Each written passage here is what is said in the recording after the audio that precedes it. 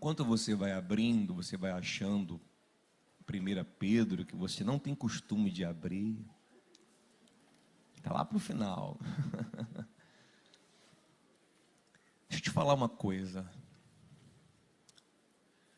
Nós temos na igreja, toda igreja é assim, não só essa, toda igreja é assim. Nós temos um grupo muito heterogêneo.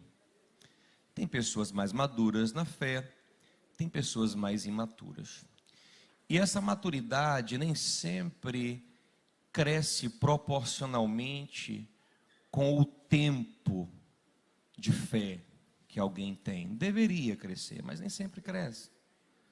Lá na carta aos Hebreus é dito: vocês, pelo tempo que têm de caminhada, já deveriam ser mestres, mas ainda não amadureceram de acordo com o tempo. Por diversos motivos emocionais, familiares, por conta da alimentação que recebeu para a fé, uns são mais maduros, outros são mais imaturos. Então, com isso, a gente às vezes varia, né, o tom da pregação. Às vezes trazemos uma pregação mais elementar, uma pregação mais basilar, porque se a gente não fizer isso, tem gente que não consegue se alimentar, né? Às vezes nós trazemos um feijão mais pesadinho, mas a gente tem preocupação para quê? Para aquele que está mais crescido, não fique só tomando leite, né? A gente tem que balancear a coisa. A gente não quer de forma alguma que fique como Coríntios, né? Onde Paulo escreveu em 1 Coríntios 3:2, eu vos dei leite, não pude dar alimento sólido e ainda não posso. Imagina.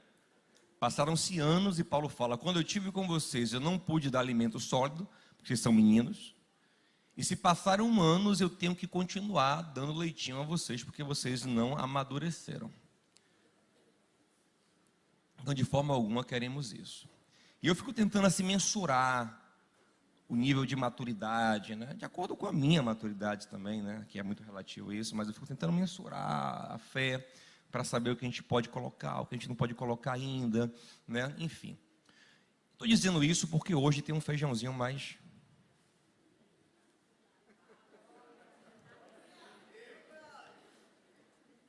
Então, você que é mais novinho, né? Se você não entender, depois pode até me procurar: pastor, não entendi como é que funciona isso, tal, e a gente vai tentar mastigar um pouquinho mais, tá bom? Vamos botar no garfo assim, dar uma cortadinha na carne bem pequenininha, né, para você não engasgar, tá bom? Mas eu falo isso com muita humildade, é muito natural que algumas coisas a gente não compreenda tanto, depois a gente vai compreendendo aos poucos, mas a gente precisa também, amém, gente? Dar essa encorpada. Então, vamos lá em 1 Pedro 2, versículos 6 e 7, diz assim, ó. Pedro vai citar Isaías 28:16. Ele diz assim: por isso também na Escritura se contém: eis que ponho em Sião a pedra principal da esquina, eleita e preciosa. Quem nela crer não será confundido. E assim para vós, os que crerdes, é preciosa. Mas para os rebeldes, a pedra que os edificadores reprovaram, essa foi a pedra da esquina, e uma pedra de tropeço e rocha de escândalo para aqueles que tropeçam na palavra, sendo desobedientes para o que também foram destinados. Preste atenção. Hoje eu quero falar que talvez muitos de nós estejamos escandalizados, sem nem entender o que de fato é estar escandalizado e por que estamos escandalizados, mas estamos. E hoje a minha intenção é nos desescandalizar. é nos tirar da condição de escândalo e nos tirar dessa posição tão escandalizável, que é tão prejudicial para a nossa vida. A primeira coisa que a gente tem que fazer hoje aqui é definir o conceito bíblico de escândalo. O que é escândalo? Esse óculos está embaçando hoje, tá uma beleza. Ainda bem que eu enxergo sem óculos. O que é escândalo à luz da Bíblia? Primeiro, o que é escândalo no nosso conceito moderno, no nosso conceito ordinário? Escândalo para a gente é um fato que quebra as nossas normas morais, que se torna conhecido de alguma forma por um grupo maior ou menor, e que causa na sociedade, no indivíduo, uma impressão negativa, até um choque. Você viu o escândalo de tal coisa? Você viu o que saiu no jornal? Um escândalo. Só que esse não é o conceito bíblico de escândalo. Escândalo na Bíblia não é um fato que nos choca. É uma outra coisa. Escândalo no hebraico bíblico é a palavra mikshol, que significa pedra onde se tropeça. Escândalo no grego do Novo Testamento tem duas palavras, proskoma, que também é pedra de tropeço, e escandalizo, de onde vem a nossa palavra escândalo no português, que é a mais usada no Novo Testamento. Escandalizo também significa lugar onde se tropeça, só que tem um sentido maior de armadilha. Algo mais proposital, algo colocado para que alguém tropece naquilo. Um texto famoso sobre escândalo no Novo Testamento é Mateus 18:7. Quando Jesus diz algo que nos arrepia: é necessário que venham os escândalos, mas ai por quem vier os escândalos. A gente morre de medo desse texto, porque ele fala assim: olha, era melhor que essa pessoa amarrasse uma pedra no pescoço e se jogasse na profundeza do mar, do que trazer um escândalo, do que escandalizar um dos pequeninos. E, meu Deus do céu, se vazar uma coisa minha, melhor eu me matar. Mas observe que, vamos entender o que Jesus está falando aqui? Olha que no versículo 6 de Mateus 18, ele fala que ai daquele que escandalizar um pequenino. Ele tinha pegado uma criança para usar como exemplo. Mas no versículo 8 e no versículo 9, ele fala assim, ó: se tua mão te escandalizar, corta ela. Se teu pé te escandalizar, a tua própria mão te escandalizar, corta ela. Se teu pé te escandalizar, corta ele. Se teu olho te escandaliza, joga ele fora. Mas peraí, eu vou me... Mão, o que você fez, mão? Vou ficar chocado com o que minha mão fez? Vou ficar surpreso? Meu pé, olha o que meu pé fez. Será que esse é o sentido? Obviamente não. Tanto que a NVI já traduz para evitar esse equívoco. Ela diz, olha, se o teu olho te faz tropeçar, se a tua mão te faz tropeçar, se o teu pé te faz tropeçar. Porque o sentido bíblico de escândalo não é ficar assustado com alguma coisa, ou ficar chocado com uma quebra de valores, de princípios morais.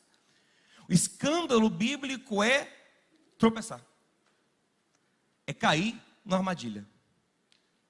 Então, o que Cristo está dizendo é: quem coloca uma armadilha para um pequenino, ai dele. E se tua mão é uma armadilha constante para você, se livra dela. Se teu olho é uma armadilha constante para você, se livra dele.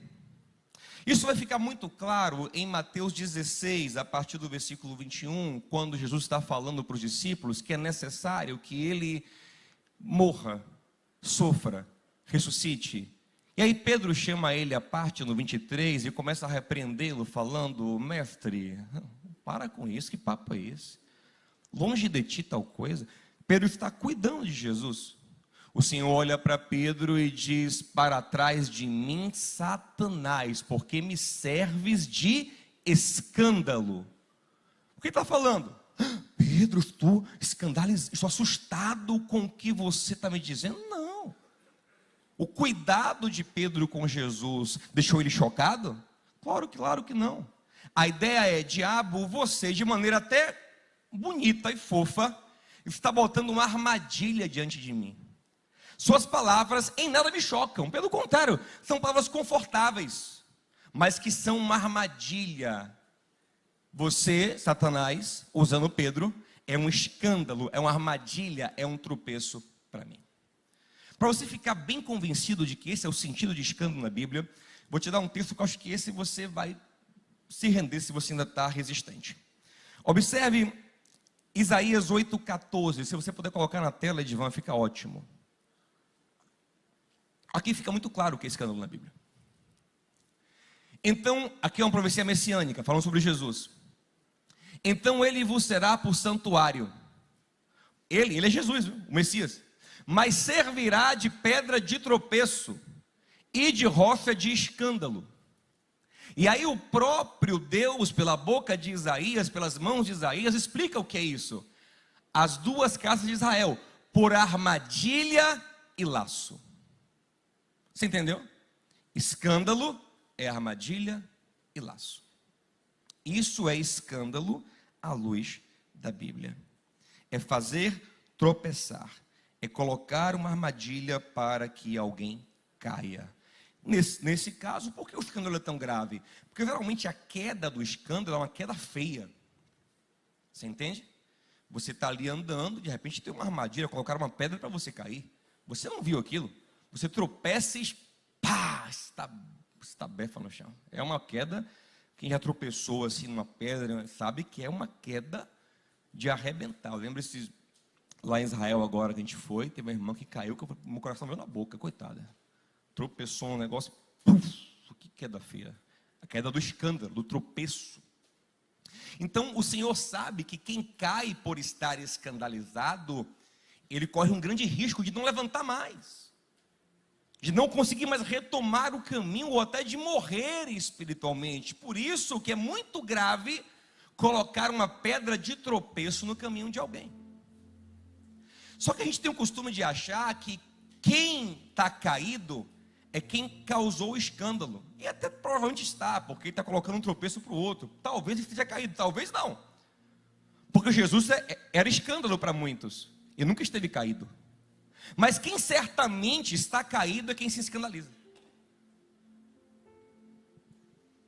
Muito mais do que quem gera o escândalo, quem está caído é quem se escandaliza. Sabe quem mais cai na fé?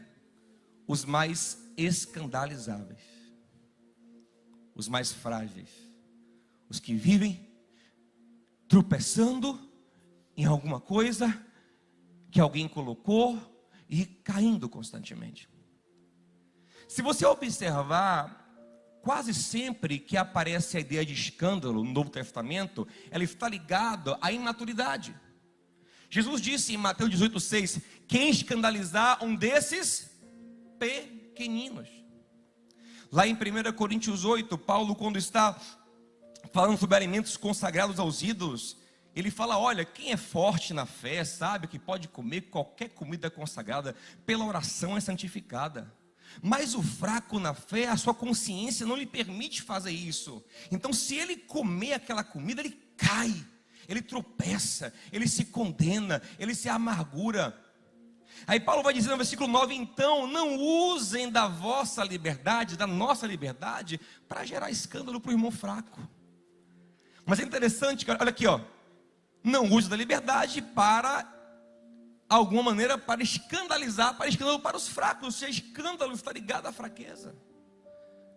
A mesma coisa acontece em Romanos capítulo 14, versículo 23, versículo 20. Paulo fala sobre dieta judaica. Ele fala: olha, tem gente que não consegue entender as regras alimentares, então para ele tudo é um escândalo. Então você que é forte, suporte ele, porque ele não consegue viver no seu ritmo, ele vai caindo, ele escandaliza. Então a gente pensa que escândalo é uma coisa que afeta que dá no coração de gente madura, não. Escândalo dá no coração de gente imatura, de criança, de bebê, que contudo se abala. Então a primeira coisa que eu quero deixar para a gente hoje aqui, meus amados, é que a gente seja menos escandalizável, amém? Que vivamos o que Paulo fala em Efésios 4,14, que cresçamos para deixarmos de sermos meninos inconstantes, levados para lá e para cá por qualquer coisa. É necessário ter uma relação pessoal e profunda com Jesus o Cristo, uma comunhão genuína com o Espírito Santo, uma experiência particular com Deus, uma firmeza na fé, uma revelação do Senhor, para que paremos de toda hora desanimar na fé por algum tropeço no caminho. Irmão, se você passasse o tempo que eu passo no gabinete, não sei se você ou você desviava ou você ficava crente mais do que nunca. Porque o que eu ouço de história, o que eu vejo, pastor, acontece no meio dos crentes, meu amigo. Desde novo na fé até de líder espiritual, acontece de tudo que você imaginar, meu amado. Porque são seres humanos, cheios de falhas, cheios de defeitos, em processo de crescimento, alguns de conversão ainda. E quando eu sou maduro na fé e tenho uma relação firmada com o Senhor, eu não vou tropeçar, nem cair, nem desanimar por nada que se coloque no meu caminho. Pelo contrário, aí que está o segredo, ó. Eu uso essas situações para me fortalecer na fé. Porque Pedro disse o seguinte, ó: a mesma pedra que fazia muitos tropeçarem, para outros era pedra de edificação. O que escandaliza uns, edifica outros. O que escandaliza o fraco, edifica o maduro. Diga ao seu irmão assim: a partir de hoje, você vai dar um jeito de ser edificado com qualquer situação, de aprender com tudo, de ver Deus em tudo. Isso não quer dizer que nós seremos coniventes com o pecado, não é isso. Continuaremos reprovando o pecado, lógico, somos fiéis à palavra de Deus, gente. A mente legalista não consegue compreender, para ele é 8 ou 80. Ou você é um radical, é um xiita, é um legalista, ou você é um permissivo libertino. Ele não consegue entender esse lugar de equilíbrio, onde você reprova o pecado, mas sem cair por causa dele, sem se escandalizar, sem parar, sem fraquejar na fé. Você reprova sim o pecado, mas se mantém forte, até aprende com o pecado do outro e com o seu mesmo. Você não fica tendo esses desânimos, é constante. Irmão, sumiu da igreja, aparece 3 meses depois: pastor, porque eu me escandalizei. Esse eu sei. Aí você vai entender o que aconteceu na mente dele, a fraqueza, a debilidade. Você entende tudo isso, né? Mas hoje o que eu quero mesmo falar, gente, o principal que eu quero falar hoje, é sobre o maior dos escândalos. O escândalo dos escândalos. O escândalo que gera todos os escândalos. Porque é o escândalo que é por causa desse escândalo que muitos estão imaturos na fé. Que é o escândalo do Evangelho, da cruz, da graça de Deus. Observe, em 1 Coríntios 1, 23, Paulo diz que a cruz de Cristo é escândalo para os judeus. Ou seja, os judeus, eles não conseguem seguir Jesus, porque quando chega na cruz eles tropeçam. Não dá. Chega na cruz eles param, eles não conseguem. E eu vou dizer uma coisa a vocês: tem muita gente que só está na igreja evangélica porque ainda não entendeu a cruz de verdade. Porque a mente ainda é profundamente legalista. E se no dia que entender a cruz, escandaliza. Então ele tenta adaptar a sua mentalidade legalista ao Jesus que ele criou. Mas no dia que ele conheceu o Cristo verdadeiro do Evangelho, ele larga na hora, porque ele não aceitará. Muitas pessoas fogem da mensagem da graça porque ela os escandaliza. Mas a graça é isso mesmo, é um escândalo para os judeus legalistas que não aceitam de forma alguma isso, não aceitam. A minha mente foi formatada de outra forma, com outra visão. Eu não aceito isso. Isso para mim é inconcebível. Eu caio aqui, eu paro aqui. Você entende? Então, observe. Paulo cita Romanos 9:33. Paulo cita Isaías 8:14, que a gente mostrou. Isaías 28:16, para dizer em Romanos 9:33 que Deus colocou uma rocha, Deus colocou uma pedra em Sião, que é Jesus, que faria muitos tropeçarem quando entendessem ela, quando vissem ela, quando entendessem do que de fato se trata o Evangelho. Isso é tão complicado, é tão sério, não é complicado, é tão sério, que João Batista quase tropeçou. Você lembra? Não sei se você lembra. Lá em Mateus 11, a partir do versículo 2, João está no cárcere, na prisão de Herodes. Ele manda 2 discípulos irem a Jesus perguntarem o quê? Vem cá, rapaz, é você mesmo o Messias? Ou a gente espera outro?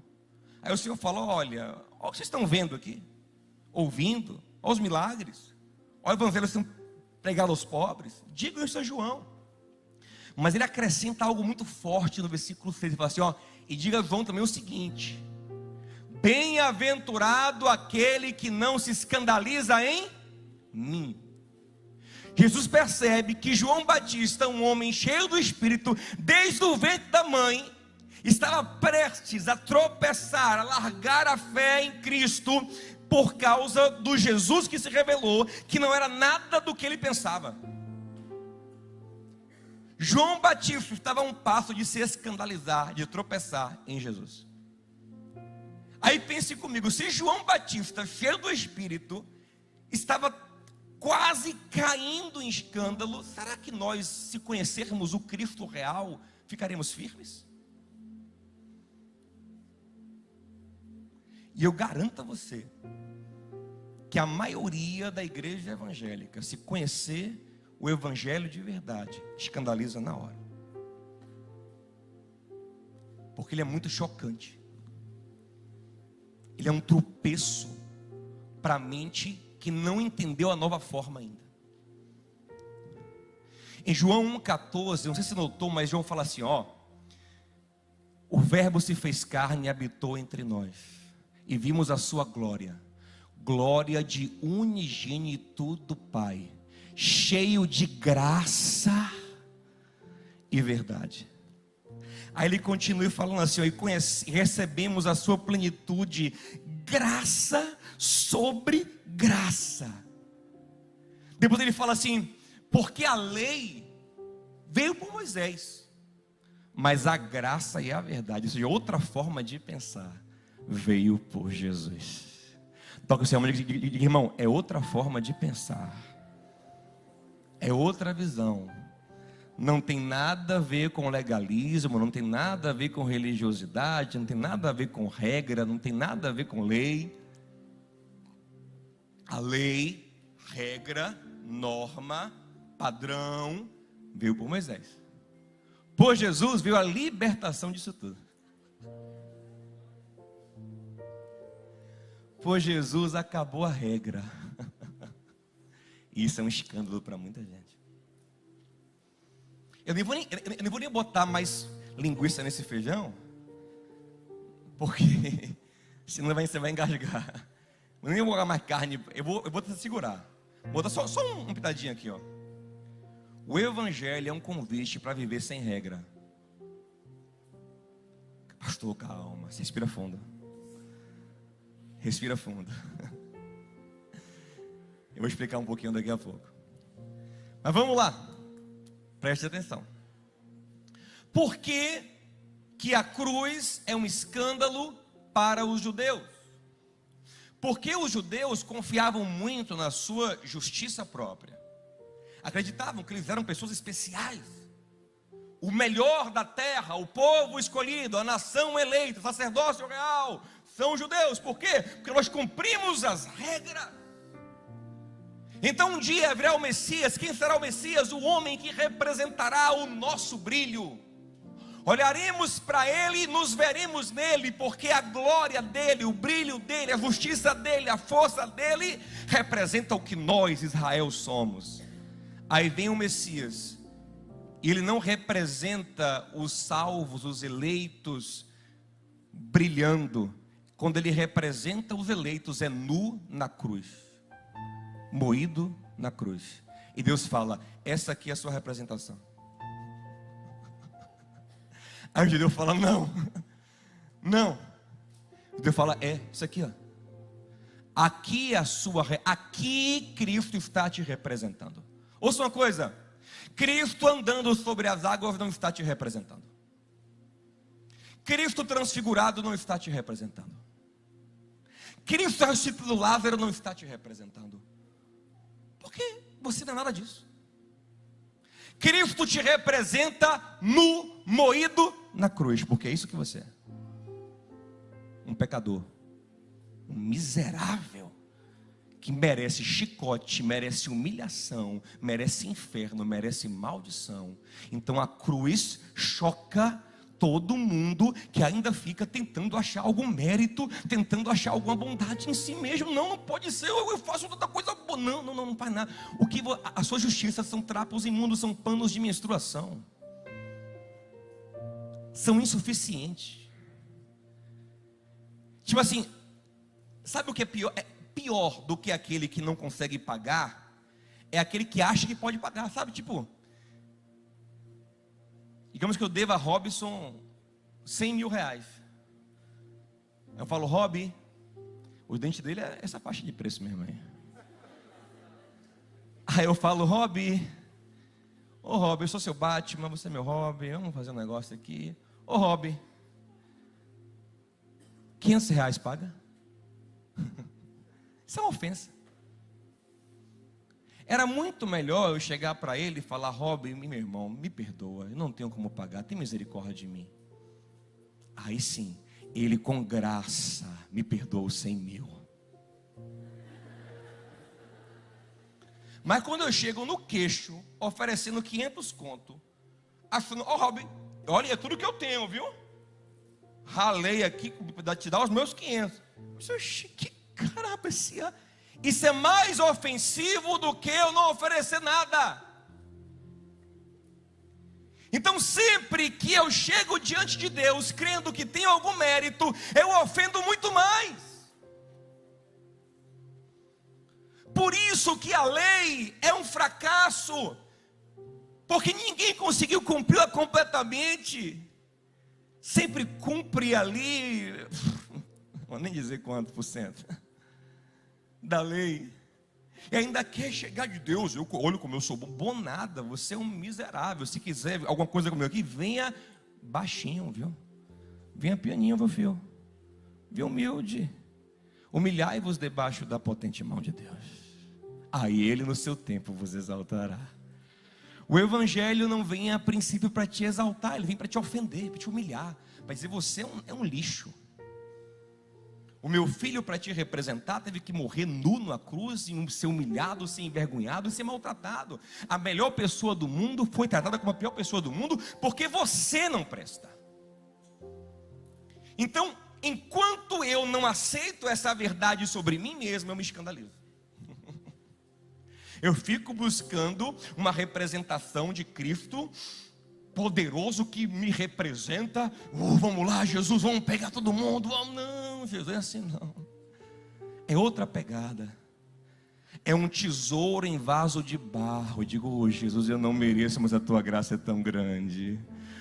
Jesus, como o Senhor é maravilhoso. Jesus, como podes olhar para mim, mas eu te louvo pela tua... Aí o coração se move em gratidão, em amor, em generosidade, em misericórdia, em humildade. É outra forma de raciocinar a vida, irmão. Você entende? Agora eu vou te mostrar aqui um texto para te chocar um pouco mais. Preste atenção. Vamos para Romanos 9:33. Edivão, coloca na tela, por favor. Aqui é Paulo citando Isaías 8:14, Isaías 28:16. Ele fala: olha, como está escrito: eis que eu ponho em Sião uma pedra de tropeço, uma rocha de escândalo, e todo aquele que crer nela não será confundido. Mas vamos ler a partir do versículo 30 para entender o que Paulo está falando. Olha que coisa forte que ele está falando aqui, olha o que ele fala aqui. O que diremos, pois? Que os gentios que não buscavam a justiça, alcançaram a justiça? Sim, mas a justiça que é pela fé, continua. Mas Israel, que buscava a lei da justiça, não chegou à lei da justiça? Sim, vamos continuar.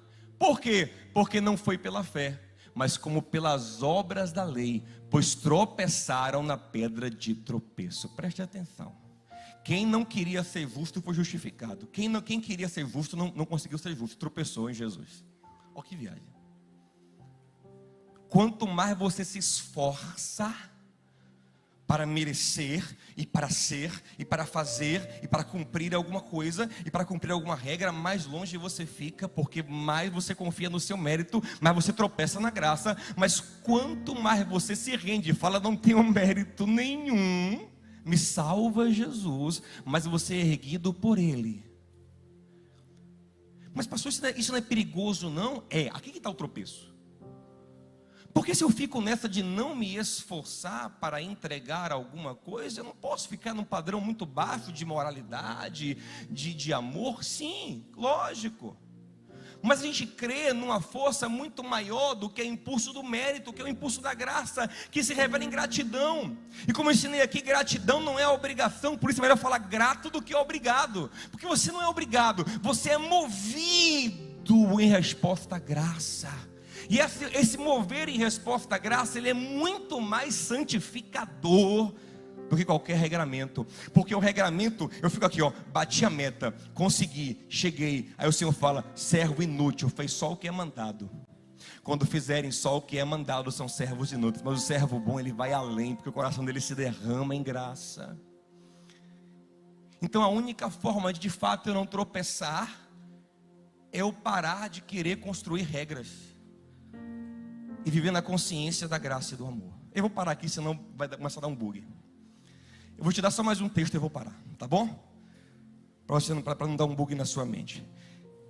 Edivan, coloca para mim, por favor, Gálatas 5:11. Olha esse texto aí. Gálatas 5:11. Presta atenção, olha esse texto aqui.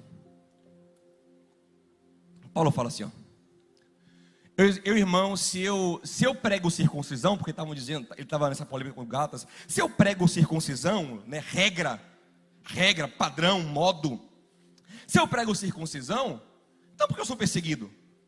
Logo o escândalo da cruz está aniquilado. Preste atenção. Se eu pregar regras, se eu pregar normas, acabou o escândalo da cruz, porque a norma é a regra que vai ser o alvo, e não a graça que é infinita. E o que a cruz me escandaliza, porque ela me humilha, me dizendo que eu não sou capaz de cumprir regra de Deus nenhuma, que só sou salvo pela graça, e que me leva a um amor infinito. Esse escândalo acabou, porque todo mundo agora, é para fazer isso, para fazer aquilo, pronto, eu fiz, eu descanso. Não. Então Paulo fala, eu não prego circuncisão, eu não prego rei, eu não prego lei. Por isso o escândalo da graça permanece. Aí minha pergunta é, você escandaliza na graça? Ou você faz como Pedro falou, para alguns a graça, o evangelho de Jesus é uma pedra a pedra que era para ser fundamental, vira pedra de tropeço. Mas para outros é pedra de construção. Posso dar um exemplo simples disso? Vou te dar um exemplo agora. Na última vez que eu preguei aqui, domingo retrasado, no final da mensagem eu falei estava falando sobre o vírus do pecado em nós, não sei quem lembra. E eu falei que a gente tem que ter cuidado para não alimentar o vírus do pecado em nós. Aí dei um exemplo. Quem lembra o exemplo que eu dei? De ouvir de um casal que quer alimentar o seu relacionamento, ouvindo músicas sertanejas de uma certa cantora sertaneja, cujo principal tema é adultério. A mente legalista automaticamente ela faz assim, entendi a regra. Não ouvir música sertaneja. Ou não ouvir tal cantora. É a regra, ponto, aqui, entendi. Primeira coisa, não ouvir tal cantora. Não ouvir. Não adianta, essa regra é insuficiente, porque ela não converte seu coração, entende? Essa é uma blindagem pelo medo e não pela gratidão. Mas lembre de 1 Coríntios 4,18, o verdadeiro amor lança fora todo medo, e o medo ali é medo de castigo de Deus. Eu não tenho mais medo de castigo de Deus. Aí já é outra coisa, eu não vou nem entrar muito agora, mas presta atenção. Pastor, o que eu faço então com essa informação? Você dá um conselho: não fique recebendo as músicas sertanejas dessa mulher para o seu casamento, ou essas músicas específicas, outras delas talvez sejam boas. Enfim, não é para criar uma regra, é uma consciência. É para que você, na consciência do amor e da gratidão, avalie tudo. E quer comais, quer bebais, quer façais qualquer outra coisa, você se veja glorificando a Deus. Agora eu vou chocar você. Talvez alguém consiga glorificar a Deus ouvindo uma música daquela cantora. Como? Se encaixar em Filipenses 4,8. É lícito, é puro, é louvável, tem edificação, tem proveito, ajuda, fomenta o amor, ajuda o amor. Glória a Deus. Bota ela para tocar na sua casa. Ah, pastor, eu vou embora dessa igreja. Mas esse é o raciocínio do Evangelho. Não é uma regra do pode e não pode, é uma consciência de amor, onde você avalia tudo pela consciência do Espírito de Deus, pela mente de Cristo que está em você. E você vai sabendo como se comportar em cada situação. Tem dia que Roberto Carlos pode ser uma bênção para a sua vida. Você vai chegar para sua esposa e falar: tenho tanto para te falar, meu amor.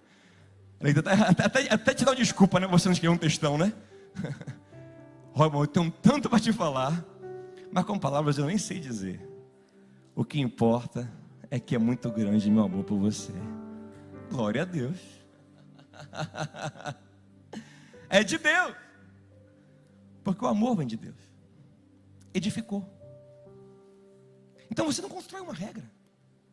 Pode beber ou não pode, depende.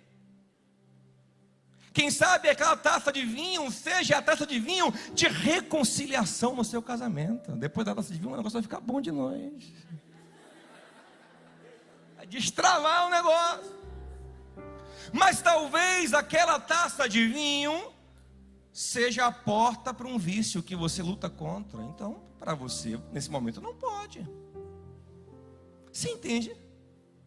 E eu poderia dar muitos outros exemplos que você correria o risco de se escandalizar muito mais aqui, mas eu não vou.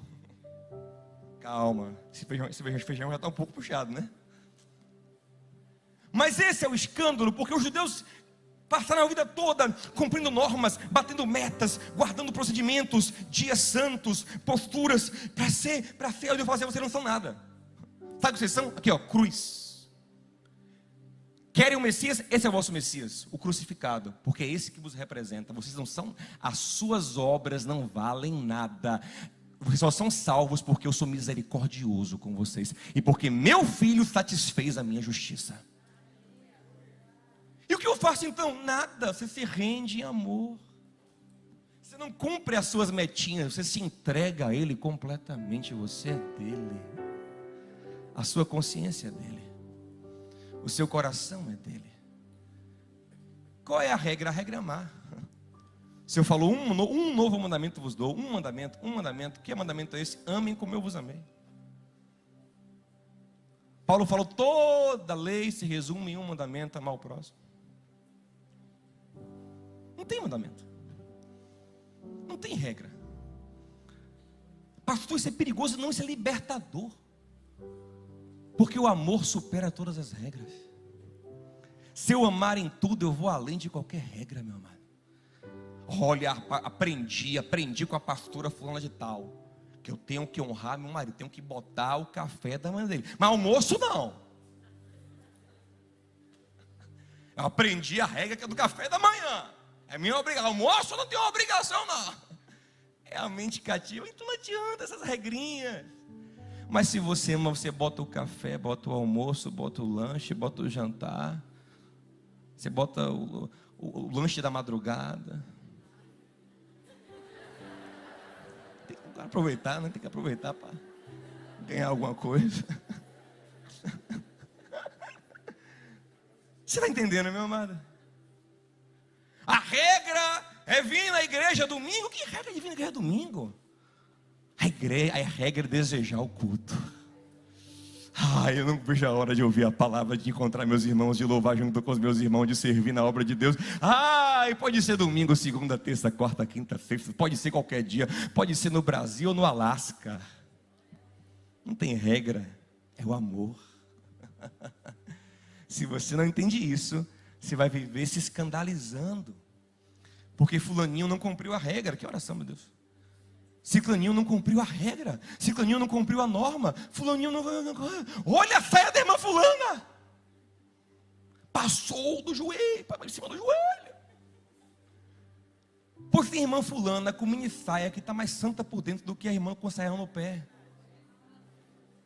Ela só está sendo tola, ela só está sendo ingênua muitas vezes. Ela acha que isso é normal. Ela veio na cultura que aquilo é normal, que é natural, e ela acha que é natural. Mas no dedo no coração tem vontade nenhuma de sensualizar. Mas tem irmã que bota o saia e bota assim, ó, será que está ficando um bumbum bonito mesmo hoje? Saia no pé. Será que está bonito mesmo?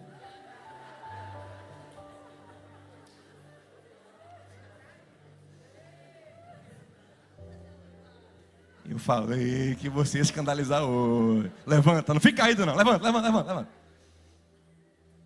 Então não é uma regra, é uma consciência. Entende, meu amado? O evangelho é uma consciência, meu irmão. É um Espírito Santo que dá bom fruto. Aleluia. É um coração grato que ama. Não é um pode, não pode. Por isso que muitos tropeçam. Deixa eu falar uma coisa. Toda a regra, toda a lei foi satisfeita na cruz. Fique em pé comigo, Quando um legalista vier te atormentar, diga-lhe assim, ó, toda a regra foi satisfeita na cruz, meu irmão. Eu não vivo regra, eu vivo a graça, eu vivo o amor. Então você não vai fazer, eu vou fazer mais, porque a graça supera a lei.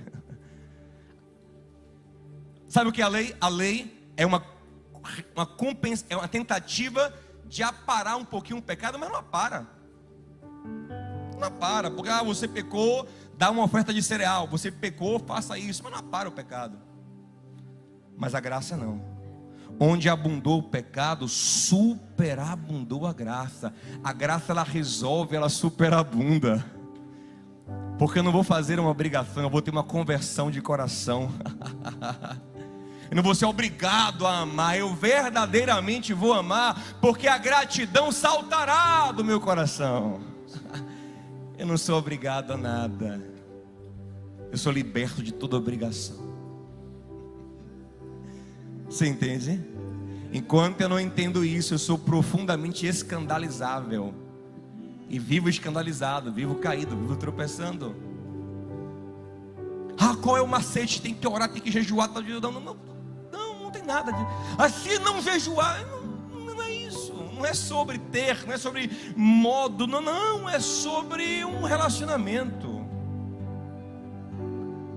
Eu tenho um menino lá em casa que não cumpre regra nenhuma. Não cumpre uma regra.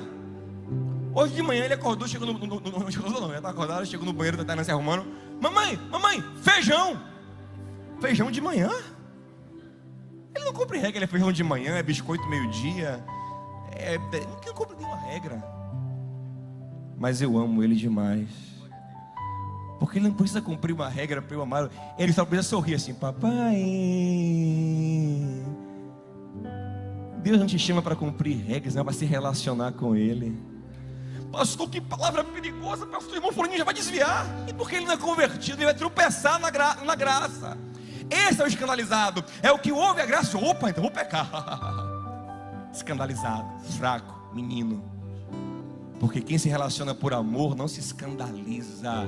Pelo contrário, ele pega a graça e a graça edifica ele. Para encerrar, eu vou contar o meu testemunho sobre isso. Quando a minha mente transicionou de vez da lei para a graça, pastor, acontece. Muito aqui tem mente na lei, não tem graça para a graça. Irmão, o impulso de santificação na minha vida foi extraordinário. Por quê? Porque quando a minha mente estava na lei, o que é que eu fazia? eu justificava meu pecado, porque a lei é isso.